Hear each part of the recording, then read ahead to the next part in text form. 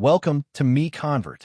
In this tutorial, I'll show you how to convert MP3 files to M4R format, completely free and online. Open your browser and search for MP3 to M4 or MiConvert.com. Click on the first result to go directly to the converter. You're now on the MP3 to M4R converter page. The interface is clean and easy to use. Let's upload a file. Click the Choose File button. A file picker will open. Select the MP3 file you want to convert, then click Open. Your file is loaded and ready.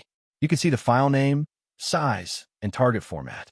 Click Convert now to start the conversion. The conversion is in progress. You can see the progress bar moving. This usually takes just a few seconds. Done. Your file has been converted successfully. Click Download to save the M4R file to your computer. That's it. Visit MiConvert.com for more free conversion tools. Subscribe for more tutorials. Thanks for watching.